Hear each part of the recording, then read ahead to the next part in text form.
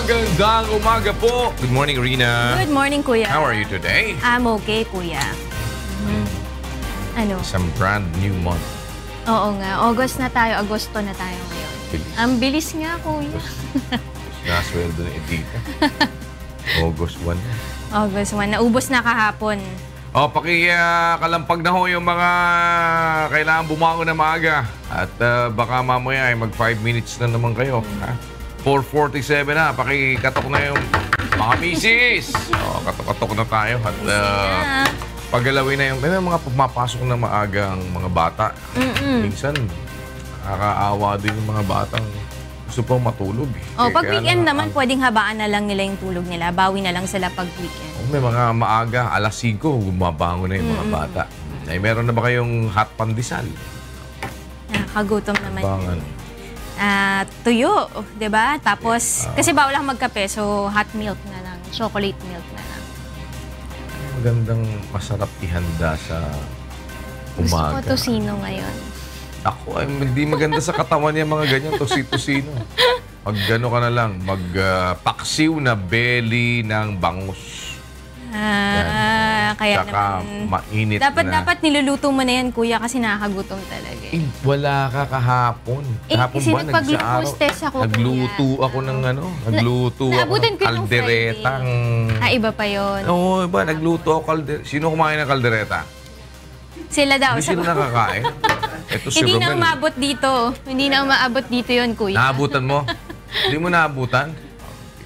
Okay, kayo ho ay maghanda na ng breakfast. August 1 po ngayon, ha? Baka nakakalimutan ninyo. Tapos na ho ang Hulyo. At ngayon ay August 1 na. Pasok na ang panibagong buwan sa ating mga kalendaryo. 2017. Ako po si Daniel Razon. At ako naman si Rina Villamor Camara. Narito na po ang mga hataw na balita sa umagang ito. Babaeng sinaktan ng isang lalaking nakasalubong nito habang naglalakad, tinulungan ng UNTV News and Rescue Team. Investigasyon sa operasyon ng mga polis na ikinasawi ni Osamis City Mayor Reynaldo Paruhinog at 14 na iba pa, sinimula na ng Commission on Human Rights. Philippine National Police iginiit na hindi planted ang mga ebidensya sa operasyon ng PNP Criminal Investigation and Detection Group sa bahay ni Mayor Paruhinog. Natitirang teroristang tinutugis ng militar sa Marawi City nasa 30 hanggang 40 na lamang. Ngunit AFP aminadong nahihirapang ubusin ang nalalabing puwersa ng kalaban sa syudad. Pagtalakay sa 3.7 trillion peso 2018 proposed budget, sisimula ng mababang kapulungan ng Kongreso ngayong araw. At halos 300 soloista bumida sa Wishcovery Audition sa Maynila.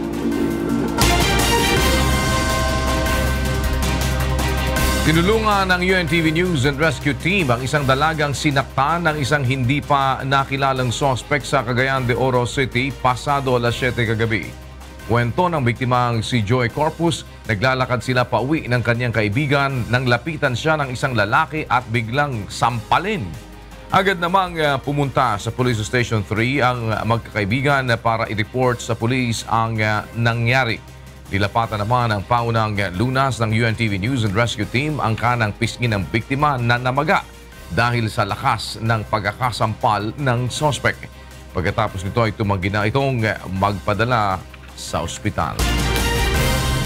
Pinabulaanan ng Philippine National Police ang mga paratang na itinanim lamang ang mga ebidensya sa operasyon ng Criminal Investigation and Detection Group sa bahay ni Osamis Mayor Reynaldo Paruhinog noong linggo ng umaga.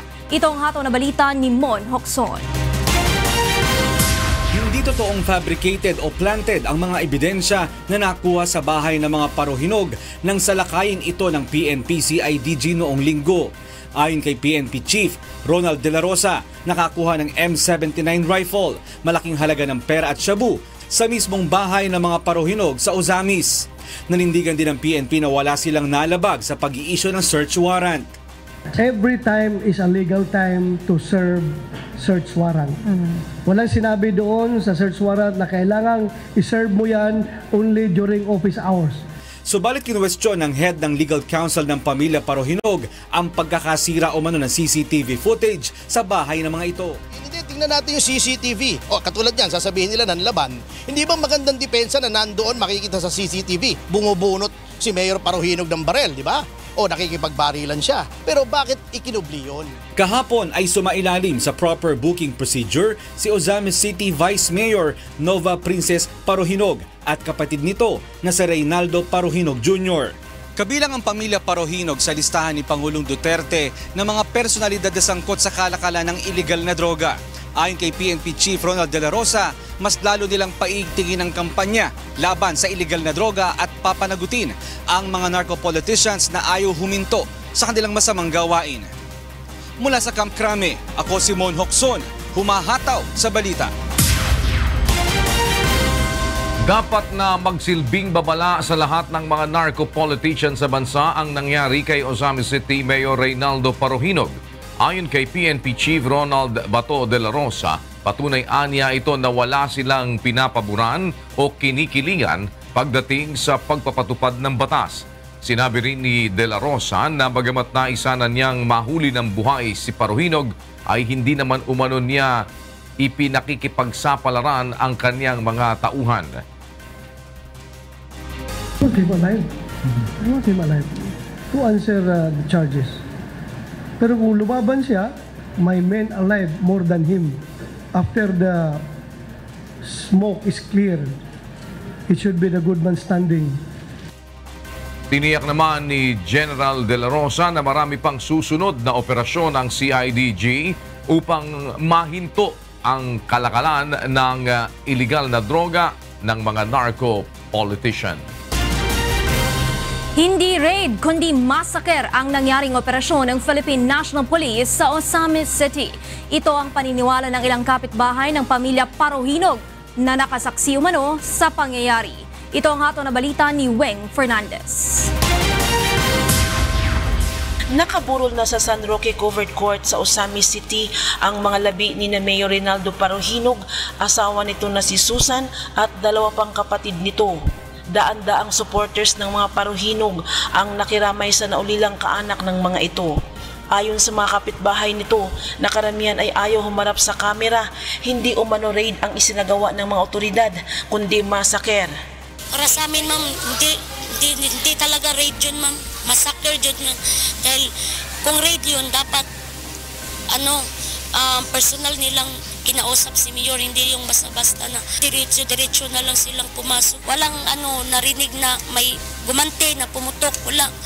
Kahit na nga dito malapit sa amin, hindi nakarinig na naman eh. Sinubukang kunin ng UNTV News ang pahayag ng hepe ng Ozamis Police na si Chief Inspector Joey Espinido, ngunit hindi siya sumasagot sa aming text at tawag. Samantala, sa isinagawang special session ng City Council ng Ozamis kahapon ng umaga, itinalaga na ng DILG bilang acting mayor si Second Councilor Irene Swansing at hindi si First Councilor Ricardo Parohinog na kasalukuyan ding pinaghahanap ng mga otoridad. Si Councilor Michael Tagal naman ang upong Vice Mayor ng syudad. Hanggang sa ngayon, tikom pa rin ang mga bibig ng lahat ng opisyal hinggil sa sinapit ng kanilang alkalde at mga kasamahan nito. Hustisya at seguridad naman para sa kanilang pamilya ang hiling ng panganay na anak ni Vice Mayor Nova Princess Parohinog na si Sofia Nadja. Sa ngayon po, hinihiling ko po yung safety ng buong pamilya namin, tsaka lalo na ng mommy at tsaka tito ko na nasa Manila ngayon, at tsaka justice po para sa mga nasawi. Mula sa Ozamis City, ako si Weng Fernandez, humahataw sa balita. Sinimula na ang imbestigahan ng Commission on Human Rights kung mayroong nilabag na karapatang pantao ang Philippine National Police sa pagkakapatay kay Ozamis Mayor Reynaldo Parohinog at 14 na iba pa. Ayon kay CHR spokesperson Attorney Jackie De Guia, aalamin nila kung valid ang hawak na search warrant ng mga pulis at kung may basehan na isagawa ang operasyon sa madaling araw. Tiniyak nila na maglalabas sila ng resulta ng investigasyon sa lalong madaling panahon. tutukoy kung may spot ebidensya kung nagkaroon ng pagmamalabis. Kung wala naman, makakaasa ang publiko ng isang patas at maayos na pagsisiyasat at malilibis ito kung walang sapat na basihan. Walang nakikitang irregularidad ang chairperson ng Senate Committee on Public Order and Dangerous Drugs na si Senator Panfilo Lacson sa operasyon ng mga polis sa grupo ni Mayor Reynaldo Paruhinog. Kaya naman hindi na umano ito kailangan pang imbestigahan ng Senado. Ito ang hataw na balita ni Nel Mariboho. Duda si Liberal Party President Senator Francis Kiko Pangilinan sa naging operasyon ng Philippine National Police sa grupo ni Osamis Mayor Reynaldo Paruhinog Sr. Ayon sa senador, hindi kapanipaniwala na ang lahat ng 15 pinaghihinalaang drug lord at kanilang armadong bodyguard ay nasa pinangyarihan ng krimen at wala man lang nasugatan o nasawi sa panig ng pulis. Ngunit para kay Senator Panfilo Lacson na dating hepe ng PNP at kasalukuyan chairman ng Senate Committee on Public Order and Dangerous Drugs, walang question sa naging operasyon ng mga pulis. Well, may mga occasions, depende sa situation. May mga situation na kailangan talaga mag-serve ka ng search warrant sa gabi. Kasi nga otherwise, mawawala yung element of surprise. Remember, politiko yan. Tiyak na pag-araw, napakaraming tao. Baka lalong maraming madisgrasya pagka nagkaroon ng exchange of gunfire. Hindi na rin anya kailangang imbestigahan pa ito ng Senado. But ang initial report na nakuha ko, not from the police, from people around the area, ang sinasabi nila talagang nagpaputok muna yung mga security detail. Kasi nasa baba, nasa taas si na mayor. So hindi na mapigil yun. Bukas naman si Senate Minority Leader Franklin Drilon sa pagsuporta sa anumang pagsusulong ng investigasyon sa Senado sa isyung ito. Mula sa Senate of the Philippines, ako si Nel Mariboho, humahataw sa balita. Sinagot naman ng Malacanang ang akusasyon ng mga kritiko ni Pangulong Rodrigo Duterte na may pananagutan ito sa pagkakapatay kay Osamis City Mayor Reynaldo Paruhinog Sr. Ito ang hataw na balita ni Grace Casen. Whatever the government does or fails to do, it is the responsibility of the President. Kung nagsabing Pangulo na patayin nyo lahat yan, sabi hindi man ako nag-utos, you are still liable because you are the President. Ito ang reaksyon ni Magdalo Party List Representative Gary Alejano sa operasyon na isinagawa ng Philippine National Police na kung saan nasawi si Osamis City Mayor Reynaldo Paruhinog Sr. at 14 na iba pa. Naniniwala itong may direktang pananagutan si Pangulong Rodrigo Duterte sa insidente, subalit mariin naman itong itinanggi ng Malacanang. Tanging general instructions lamang umano kaugnay sa pagpaslang sa mga illegal drugs groups at sa mga sangkot dito ang ibinigay ng Pangulo sa mga pulis. I don't think that will be necessary. The President has already made a statement in his capacity as Commander-in-Chief. All right? But as I said, he's also a lawyer and he knows that these other agencies have their own mandates, have their own procedures. So they are free to do what they want to do. Si Paruhinog na ang pangatlong alkaldeng nasawi sa war on drugs ng pamahalaan na umunoy mga protektor ng iligal na droga sa kanilang lugar. Nasawi rin sa anti-illegal drugs operation ng PNP noong nakaraang taon sina Datu Saudi Ampatuan Municipal Mayor Samsudin Dimaucom at Albuera Leyte Mayor Rolando Espinosa Sr. Mula sa Quezon City, ako si Grace Casen, humahataw sa balita.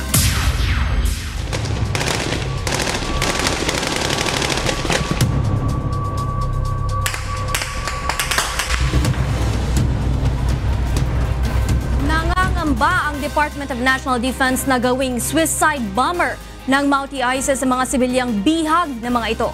Ayon kay DND Secretary Delfin Lorenzana, posibleng pakawala ng mga ito subalit may suot ng bomba. Ito ang hataw na balita ni Rajel Adora. Hindi malayong gawing suicide bomber ng mga teroristang Mouty ISIS ang mga sibilyang hawak pa rin ng mga ito. Ayon kay Department of National Defense Secretary Delfin Lorenzana, nasa 30 sibilyan pa ang ginagawang shield ng mga terorista. Yun ang isang kinakatakutan ng mga sundalo. Baka palabasin nila yung mga sibilyan pero meron palang mga bomba. Aminado rin si Lorenzana na bagamat nasa 30 hanggang 40 na lamang ang mga terorista ay mahirap pa rin pulbusin ang mga ito. These are the good fighters. Magaling silang In fact, nagkakaroon pa rin tayo ng mga casualties. Ang latest natin na namatay mga 3 days ago, isa. killed, tapos about 9 wounded. Kahapon meron naman tayong 5 na wounded, wala naman tayong awa ng Diyos, walang namatay. Pangako naman ng kalihim, agad nilang uumpisahan ang rehabilitasyon sa Marawi kapag natapos na ang bakbakan. Nasa lugar na niya ang Engineering Brigade ng AFP at handa na rin ang rolling store ng DTI para sa supply ng pagkain ng mga residente. We will also start yung mga tindahan. Kaya nga yung DTI, magkakaroon sila ng rolling stores para pagka bumalik yung mga evacuees, meron silang mabibilhan ng mga supplies nila. Bukod sa mga tulay at kalsada, prioridad din anya ng pamahalaan na makumpuni ang pansamantalang matitirahan ng mga apektadong residente sa lugar. Rajeladora, humahataw sa balita. Pinipigilan pa rin ng militar na bumalik sa Marawi City ang mga residente kahit pa ito ay sa mga lugar na idineklara na nilang cleared. Samantala, transitional shelters at hindi na tents ang ipagkakaloob ng pamahalaan bilang pansamantalang tirahan ng internally displaced persons ng Marawi City. Ito ang hataw na balita ni Rosa Licos. Nilinaw ng Armed Forces of the Philippines na hindi pa maaaring makauwi sa kanilang tahanan ng mga residente ng Marawi kahit idineklara na itong cleared. Ito ay dahil sa panganib ng stray bullets o mga ligaw na bala. Ang maaari lang makabalik ay ang mga nakatira sa mga munisipalidad sa labas ng Marawi City at nasa paligid ng Lake Lanao. Maaari silang dumaan sa alternatibong ruta mula sa Sagiran Piagapo Road na nasa hilagang bahagi o ang Malabang Tulanao del Sur na nasa timugang bahagi. So I'd like to clarify the signal for the return of residents applies only to those from outside municipalities, not within Marawi, but those within the vicinity of the lake. Samantala, isang pribadong lupain na may sukat na 11 ektarya sa barangay Sagong-Songan, Marawi City ang ipinahiram ng libre sa pamahalaan. Ito ay upang pagtayuan ng shelters para sa mga nawalan ng tirahan dahil sa bakbakan. Ngunit sa halip na tents, transitional shelters ang itatayo ng pamahalaan. This is in conjunction also with the National Housing Authority, which will be the agency that will approve the actual transitional shelters that will be distributed to our IDPs. Ayon sa Western Mindanao Command, 5,000 transitional shelters ang planong itayo para sa mga bakwit ng Marawi. Sa ngayon ay tinatapos na ng 54th Engineering Brigade, Department of Public Works and Highways Region 10 at ng Office of the City Engineer ng Marawi City ang 2 model houses para rito. Mula sa Malacanang, ako si Rosa Licos, humahataw sa balita. Magsasanib puwersa ang Department of Environment and Natural Resources at Volunteers Against Crime and Corruption sa kampanya kontra katiwalian ng pamahalaan. Tututukan din nila ang laban kontra sa operasyon ng iligal na pagmimina sa bansa. Ito ang hataw na balita ni Ray Pelayo. Nais ni Secretary Royce Himato na maalis ang bansag sa Department of Environment and Natural Resources bilang isa sa pinakakorap na ahensya ng pamahalaan. Kaya't nakipagkasundo ito sa Volunteers Against Crime and Corruption sa pamamagitan ng Memorandum of Agreement para labanan ang korupsyon sa ahensya. Tutulong ang VACC sa pangangalap ng ebidensya laban sa mga opisyal ng DENR na sangkot sa katiwalian o krimen. Isa sa kanilang iimbestigahan ay kung bakit tuloy pa rin ang illegal na pagmimina sa Camarines Norte.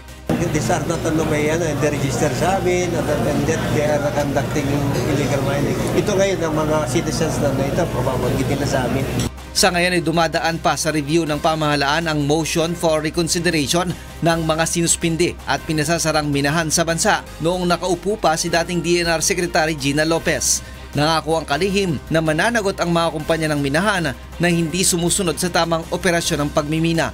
Kung hindi nila mapaganda mining companies, then get out of the business. Pinag-aaralan na rin ngayon ng DENR ang sagot ng mga mining company kung bakit hindi dapat kansilahin ang 75 Mining Production Sharing Agreement o MPSA. Ito ang mga lugar na binabalak pa lamang mag-umpisa ng pagmimina pero kinansila na ni Gina Lopez dahil nakapwesto umano ang mga ito sa mga watershed. Mula sa Quezon City, ako si Ray Pelayo, humahataw sa balita. Posibleng umabot sa 1 bilyong pisong pondo ng Commission on Elections ang nanganganib na masayang. Ito ay kapag natagalan pa ang pagpasa ng batas na magpapaliban sa barangay at SK elections sa Oktubre. Ito ang hataw na balita ni Roderick Mendoza. Tuloy lang ang paghahanda ng COMELEC hanggat walang batas na naipapasa ang Kongreso upang ipagpaliban ang barangay at SK elections sa Oktubre. Sisimulan na sa ikalawang linggo ng Agosto ang pag-iimprenta ng mga balota at target itong matapos hanggang sa Setyembre. Ngunit agad rin itong ititigil kung maaprubahan na ang batas na magpapaliban sa halalan. Ngunit 1 bilyong piso halaga ng mga balota at mga supply ang posibleng masayang. Medyo hindi naman siya 100% masasayang kasi yung ibang mapagkakagastosan mo nun, magagamit mo pa rin. No? Ang ginagawa natin sa procurement, hanggat maaari, hindi natin inuuna yung mga perishable. Ngunit ayon sa isang kongresista na kabilang sa mga nagsusulong ng election postponement, mas malaki pa rito ang mawawala kung matutuloy ang halalan sa Oktubre. Mas dapat anyang tingnan ang magiging kalugihan kapag naluklok sa pwesto ang mga protektor ng mga drug lord. That is precisely the reason why we want a postponement of the elections. Nang sa ganon ay hindi ho tayo makapag-elect ng mga hindi karapat-dapat dyan sa pwesto. Number 1. Number 2, yung pong may mga involvement, dapat humapalitan yan, makasuhan yan at hindi na ho sila payagan tumakbo. Gayunman, aminado ang mamabatas na magiging malaking debate ang panukalang bigyan ng kapangyarihan si Pangulong Rodrigo Duterte na magtalaga ng mga opisyal ng barangay. Mula sa lungsod ng Maynila, ako si Roderick Mendoza, humahataw sa balita. Isang mataas na opisyal ng Bureau of Customs at lalaking nagngangalang Richard Dan ang itinuturong sangkot kaya nakapasok sa bansa ang 6.4 billion pesos na halaga ng shabu mula sa China. Ang naturang kontrabando ay nasabat ng Bureau of Customs noong May 26 sa Valenzuela City. Ito ang hataw na balita ni Nel Mariboho. Kinuwestiyon ng mga senador ang mga opisyal ng Bureau of Customs sa pagdinig kahapon kung bakit madaling nakapasok sa bansa ang iligal na droga na nagkakahalaga ng 6.4 billion pesos. Ang 604 kilos ng shabu ay natagpuan nakatago sa mga roller printing machine na galing sa China at nasabat ng BOC noong May 26 sa dalawang warehouse sa Valenzuela City. Binusisi ni Senator Panfilo Lacson ng BOC kung bakit hindi naka-red flag ang EMT Trading na siyang consignee sa shipment. Pero first time importation Dapat yung automatic red. Bakit green kagad no March 31, 2017? Yun yung sarang sir. Hindi nailagay nung RMO sir yung data for him to be selected green. Nakalagay ang naturang container van na naglalaman ng shabu sa klasifikasyon na green lane o hindi na dapat dumaan sa masusing inspeksyon ng customs sa halip na sa red flag. Ayon naman kay Customs Commissioner Nicanor Faildon, sinuspinde na niya ang hepe ng RMO na si Lambert Hilario dahil sa umunoy pagmamanipula sa electronic system ng ahensya. So he went in that office because ginalaw niya yung system in July 10, trying to make it appear that those parameters he failed to input prior to the delivery ay nagawa niya. Hugas kamay naman ang consignee maging ang mga broker sa pagpasok na naturang kontrabando. Yung mga shipments po, hindi ko po alam kung ilan po ang napasok na nila. Mayroon kang sinabing consignee for hire. For hire. Anong ibig sabihin nun? Ibig pong sabihin nun, magpapa-accredit lang sila, tapos papagamit na sila sa iba yung consignee nila. For a royalty fee. Itinuturo rin ng broker ang isang nagngangalang Richard Tan na posibleng nagpadala ng kontrabando na naglalaman ng shabu. Siya po talaga nagparating. Mula sa Senate of the Philippines, ako si Nel Maribuhok, humahataw sa balita.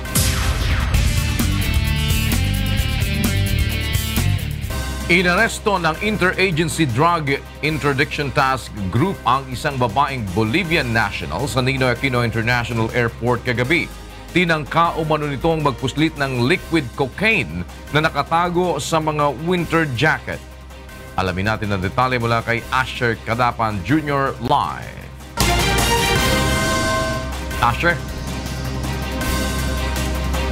Yes kuya, 4 na winter jackets na may nakatagong liquid cocaine ang nakuha ng Interagency Drug Interdiction Task Group kay Maria Hinojosa Bazan, 60 anyos na isang Bolivian national sa Ninoy Aquino International Airport pasado alas 6 kagabi.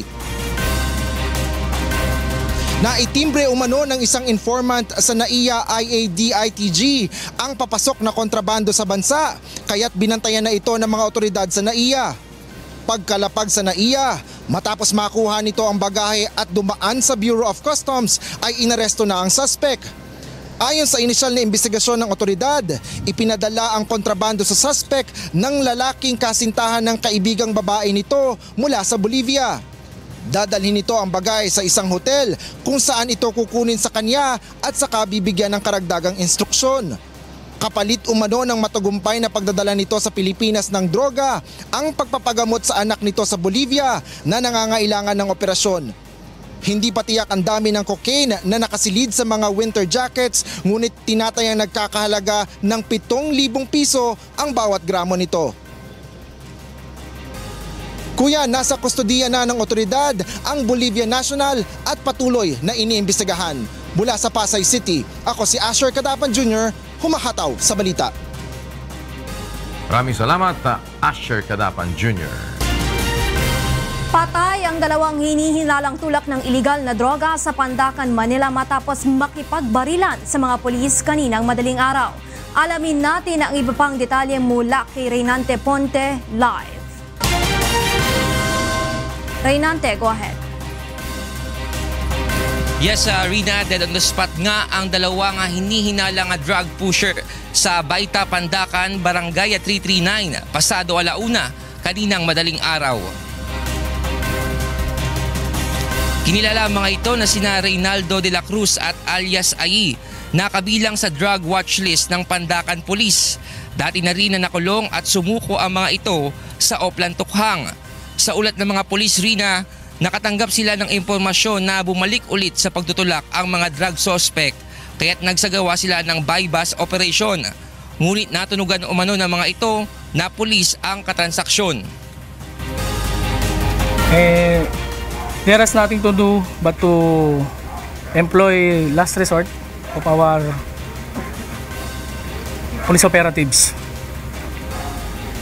Hanggang sa may isa pa siyang cohorts na sumugod at nagsabi na magsabayan na tayo. Mabuti na lang at nakapag-retaliate ang isa pa nating police operatives. Ayon pa sa kawani ng barangay, sakit sa ulo ang mga drug suspect sa kanilang lugar. Rina, na-recover sa mga suspect ang 2 revolver na baril at ilang suspected shabu. Yan munang update mula dito sa Manila. Ako si Reynante Ponte, humahataw sa balita. Maraming salamat sa iyo, Reynante Ponte. Framework ng Code of Conduct sa West Philippine Sea nakatakdang i-endorso sa ASEAN Summit ngayong linggo. Ngunit Department of Foreign Affairs inaming posibleng matagalan pa bago ito maisapinal. Pagtalakay sa 3.7 trillion peso 2018 proposed national budget, sisimulan na ng mababang kapulungan ng Kongreso ngayong araw. Presyo ng mga produktong petrolyo muling tumaas ngayong araw. Liquefied petroleum gas o LPG may mahigit 5 piso kada kilong dagdag presyo din.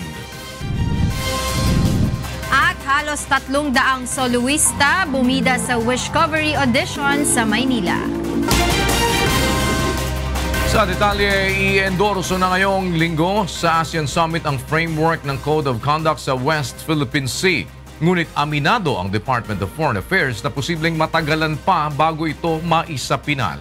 Ito ang hataw na balita ni Maki Libradilla. Ang pagkakaroon ng Code of Conduct ang nakikitang solusyon ng ASEAN countries sa territorial dispute sa West Philippine Sea. Ngayong linggo, nakatakda ng i-endorso ang framework nito sa ASEAN Summit. The ministers are expected to endorse it and next week, this week, end of this week. I'm still not sure if it has to be endorsed by the leaders, but it will be a topic for the ASEAN-China Foreign Ministers meeting. It's one of the expected outcome documents. Ang framework ang magiging basihan sa pagbuo ng aktual na Code of Conduct na pagkakasunduan ng China at iba pang ASEAN countries. Subalit ayon sa Department of Foreign Affairs, posibleng hindi pa ito maisapinal kahit na nasa Pilipinas ang chairmanship ng ASEAN Summit ngayong taon. The COC will get into the nitty-gritty of all the topics that are identified in the framework. So yeah, it's gonna take a bit of time, but the commitment is there. Ngunit kumpiyansa naman ng DFA na mareresolba din ang mga issue sa pagitan ng Asian countries, lalo pat taon-taon naman silang nagpupulong para talakayin kung paano sila magkakaisa para sa ikauunlad ng bawat kasaping bansa. Samantala, inaasahan ng DFA na tatalakayin din sa Asian Summit ang muling pag-launch ng missile ng North Korea. Magandang tiyempo umano ito dahil dadalo din sa summit ang minister ng North Korea. Maki Libradilla, humahataw sa balita. Sisimulan na ngayong araw ng mababang kapulungan ng Kongreso ang pagtalakay sa 3.7 trillion peso proposed national budget para sa susunod na taon. Unang magsasagawa ng briefing sa House Committee on Appropriations ang mga miyembro ng Development Budget Coordinating Committee o DBCC. Kabilang dito ang Department of Budget and Management, National Economic and Development Authority o NEDA, Department of Finance at ang Bangko Sentral ng Pilipinas. Nangunguna sa may pinakamalaking budget allocation ay ang Department of Education na may panukalang pondo na 691 billion pesos. Sinusundan ito ng Department of Public Works and Highways, Department of the Interior and Local Government, Department of Health at Department of National Defense. Target ng Kongreso na malagdaan ang panukalang pondo ng bansa para sa susunod na taon sa takdang oras. Formal nang sinuspinde ni Pangulong Rodrigo Duterte ang salary adjustments na nagkakaloob ng mataas na incentives, allowance at bonus sa mga tauhan ng government-owned and controlled corporations o GOCCs. Ito ang hataw na balita ni Rosa Licos.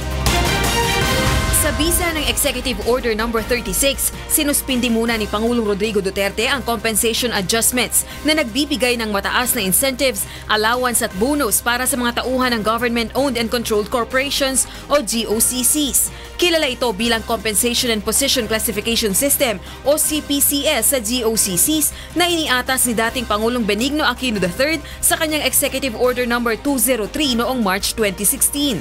Pag-aaralan ito ng pamahalaan at aalisin ang anumang labis at iligal na allowances, benepisyo at incentives sa GOCCs. Lalo na at ilang GOCC ang nagsabing di umano kakayanin ng kanilang pondo ang mataas na compensation adjustments. It appears that some government agencies also could not comply with the requirements under EO 203. All right, maybe for some requirements like rationalization or the budgetary requirements and so forth and so on.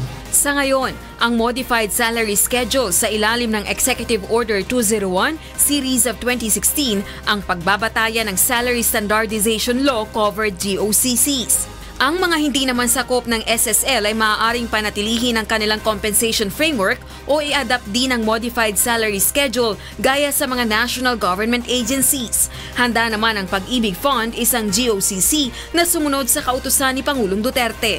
We were hoping na that will be the way for Pag-ibig Fund and the rest of the GOCCs to have an adjustment. But based on the pronouncements of the President, and we fully support it. Mula sa Malacanang, ako si Rosa Licos, humahataw sa balita.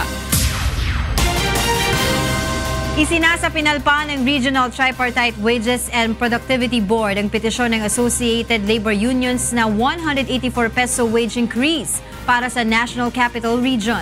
Ito ang hataw na balita ni Joyce Balancio. Tinutulan ng Associated Labor Unions ang plano ng Regional Tripartite Wages and Productivity Board na taasan lang ng 16 na piso ang minimum wage sa National Capital Region o NCR. Ito ay matapos magsagawa ng public hearings ang wage board sa kanilang petisyon na dagdagan pa ng 184 pesos ang kasalukuyang minimum wage. Magmula 2013 hanggang sa kasalukuyan, nasa 35 pesos lang ang itinaas ng sahod sa National Capital Region. Purchasing power ngayon ng 491 ay nasa 357 pesos na lamang. So, yung 357 pesos ay kulang na kulang po para buhayin yung 5 katao na binubuo ng isang pamilya. Pabor naman sa petisyon ang pahinanting si Randy Casingal na kumikita lang na mahigit 5,000 piso kada kinsenas. Hindi anya nakasasapat ang 491 pesos daily wage niya para sa pagpapaaral ng 2 niyang anak, pagkain ng pamilya at bayad sa buwan ng renta sa bahay. Maganda po yung pagka natuloy po yung increase ng salary. Malaking tulong po para sa mga bata po, budget. Ayon naman sa Department of Labor and Employment, may basihan ang hiling ng Associated Labor Unions. Pero dapat pa rin itong pag-aralan mabuti ng Regional Tripartite Wages and Productivity Board. Dapat tingnan din ng na substantial din. Kung hindi naman 184, at least medyo malaki-laki kaysa 16 pesos. Siguro kung 50 pesos siguro baka makonsidera pa yan nila. Mula sa Quezon City, ako si Joyce Balancho, humahataw sa balita. Muling nagpatupad ng dagdag presyo sa mga produktong petrolyo ang ilang kumpanya ng langis ngayong araw. 35 sentimos ang nadagdag sa halaga kada litro ng gasolina ng Petron, Shell, Flying V at Sea Oil. 50 sentimos sa diesel at 40 sentimos naman sa kerosene. Kaparehong halaga rin ang ipinatupad na price hike ng PTT Philippines, Eastern at Phoenix Petroleum sa gasolina at diesel, ngunit walang magiging paggalaw sa presyo ng kanilang kerosene. Samantala, mayroon ding mahigit 50 o 5 pisong dagdag presyo sa kada kilo ng liquefied petroleum gas o LPG, ang Solane at Petron Gasul. 3 piso naman ang nadagdag sa halaga kada litro ng Auto LPG. Mula sa Baguio City, alamin natin ang mga balita sa Luzon Region kay Bradley Robusa. Naimbag na bigat na Bradley. Yes, Kuya Daniel, agyamanak na imbag na bigat kinyam, kun para kadagiti kasang bahay tayo. Dagito'y tidamdamag nga naala tayo dito'y Luzon Region. Naaramat di kalman dito'y Baguio City, ti regional search para iti 2017 huwarang pantawid pamilya, iti Department of Social Welfare and Development Cordillera. Inam nga pamilya nga naggapo iti naduma-duma nga probinsya iti Cordillera, tidimmalan ti panagpili para iti huwarang pamilya.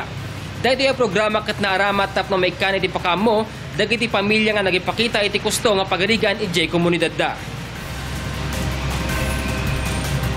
And gusto din nating i-share sa mga tao yung kanilang mga story, yung mga inspiring story nila kasi mapupulot natin sa kanila yung storya na kahit marami silang pagsubok na pinagdaraanan, nagagawa pa rin nilang mag-give back sa community nila or nagagawa pa rin nilang i-reach yung kanilang mga pangarap.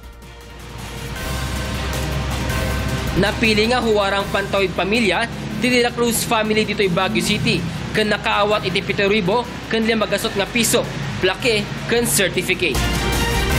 2,000 nga kayo iti mahogany, itiin mula sa Cabanatuan City, titinawan nga tree planting activity ti kapisanan ng mga broadcasters sa Pilipinas wenno KBP. Kabayatan na, so magmamanumat nga individual, kan grupo iti inikan ti pakamo ti Rizal Police, gapo kadagiti may tultulong da sa komunidad.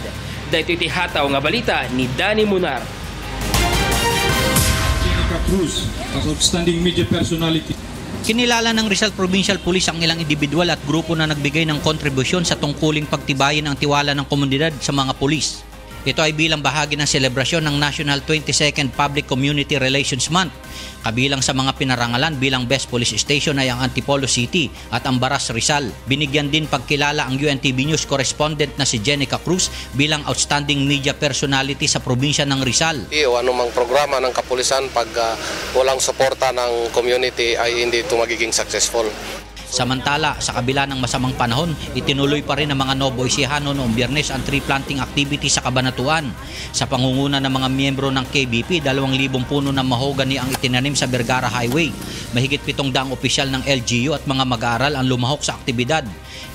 Maganda naman din yung ating mga punong tinatanim kasi saplings na sila, mahogany saplings. Nakiisa rin sa tree planting ang UNTV News and Rescue Nueva Ecija. Ako si Danny Munar, humahataw sa balita.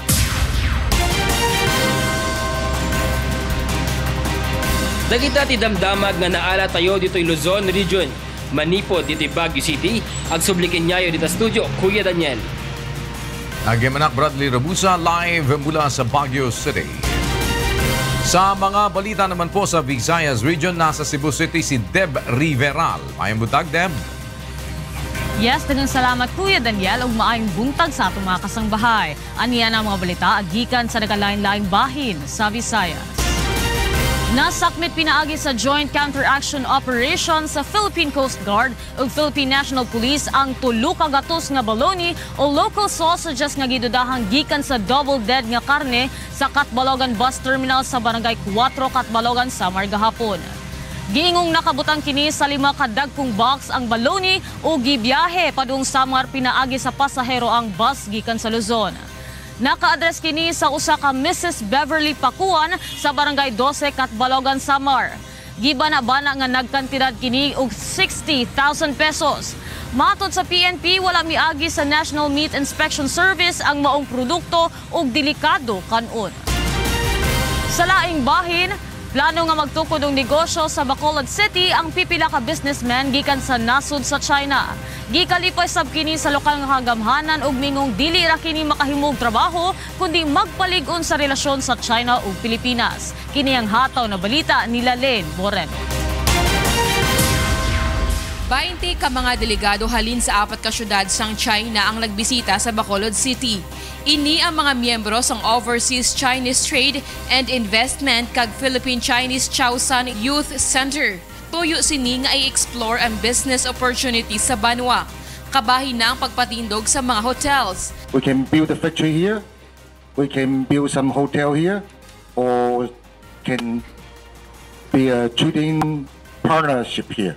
Nagapati naman si Bacolod Mayor Lunardia nga hindi lamang ini makatuga sang madamo nga trabaho para sa mga Bacolodnon kundi makapakusog man sang relasyon sang China kag Pilipinas. Samtang ginaistoryahan naman sa mga ini ang pagka-sisterhood agreement sa palaabuton. So we're looking forward to a very dynamic and fruitful relationship between our city and China in general. Mula sa Bacolod City, ako si Len Moreno, humahataw sa balita.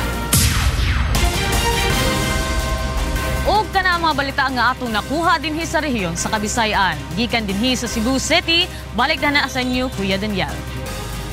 Daghang salamat na Deb. Mula naman sa Zamboanga City, makibalita tayo kay Dante Amento. Buenos dias, Dante.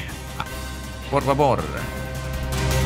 Muchísimas gracias Kuya Daniel e buenos días con vosotros mga kasangbahay. Takial mga notisya na rehiyon de Mindanao. Prohibía el gobierno del ciudad de Zamboanga carga y descarga con los pasajeros na los vehículos de mar que ay pasan na privado muelle na ciudad. Taki el report. Hindi yata permite el gobierno del ciudad de Zamboanga carga o descarga con los pasajeros del mga vehículo de mar na los privado muelle na ciudad. Necesita todo de los viajeros ay pasa na Philippine Ports Authority o PPA. El mencionado acción siguiendo con el entrada del más de 50 individual na ciudad desde Nabasilan que recruit a sigon del MNLF. It's part of its intensified campaign to monitor the incoming and outgoing passengers. The Coast Guard has prohibited starting Sunday, the use of private wharves and ports for loading and unloading of passengers. En los mencionado individual ya llevan na Metro Manila del semana pasado eta enfrenta caso de rebelión por causa según plano de estos entrar con el ISIS. Ya hace más fuerte ya también el implementar no ID, no entry policy na ciudad como parte del intensificación del seguridad na mga entrada y salida na lugar. So now because of the previous persons which were arrested as well as others who were subject to profiling, it is but proper for the city executive to issue such an order, and we also believe that it will somehow prevent the visiting of unauthorized people in the city.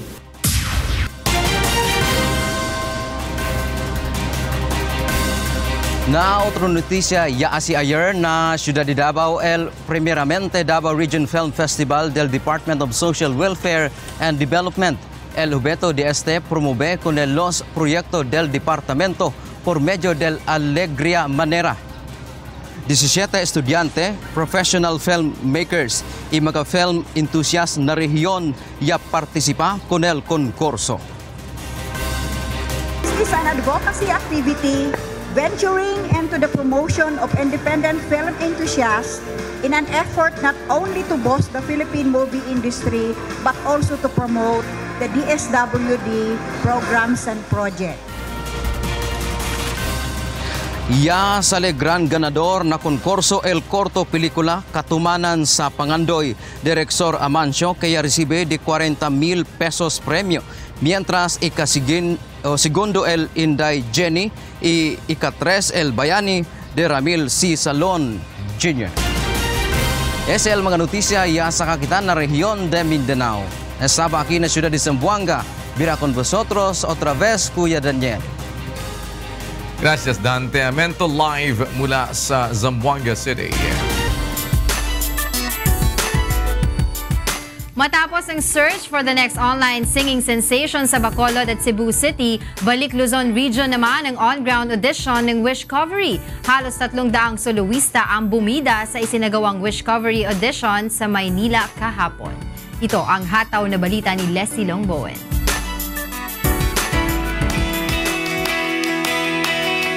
Napakarami talagang aspiring singers mula dito sa Maynila ang nangangarap na matutupad ang kanilang pangarap na makilala sa larangan ng pag-awit. At sa katunayan, sa nakikita nyo umaabot na halos sa exit ng mall na ito ang pila ng Wishcovery audition. Isa na sa kanila ang account assistant ng isang bangko na si Kish Altajera.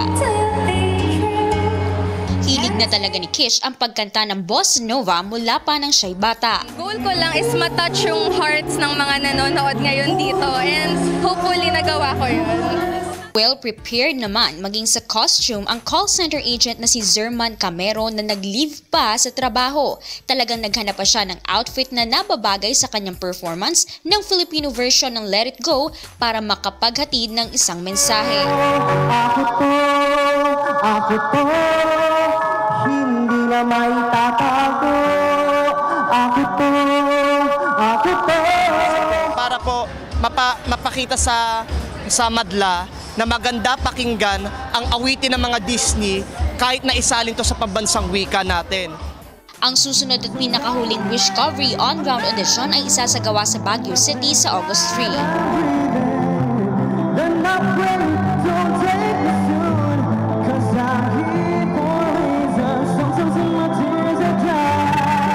Mula sa Maynila, ako si Leslie Longbowen, humahataw sa balita.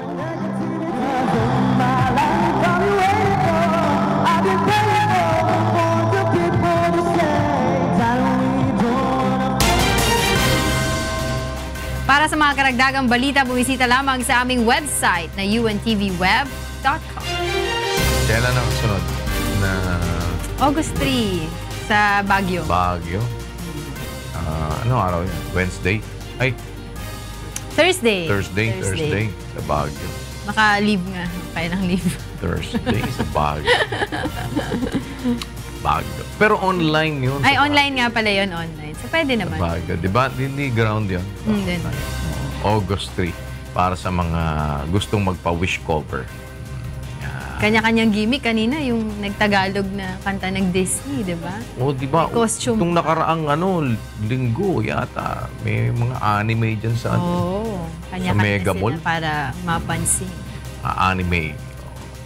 Anime ba yan? Hindi. Ano siya, Disney. Disney. Let It Go. 7:30 na ho. Let it go na tayo. Let it go na. Baka ma-traffic kayo ha. Get it straight na.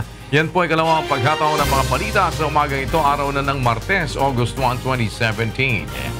Kasama po ang buong pwersa ng UNTV News and Rescue sa iba't ibang panig ng daigdig. Si Jane Robles sa Ho Chi Minh, Vietnam. Si Nicole Reyes sa Melbourne, Australia. Si Bradley Robuso sa Baguio City. Si Deb Riveral sa Cebu City. Si Dante Amento sa Zamboanga City. Ako po, si Daniel Razon.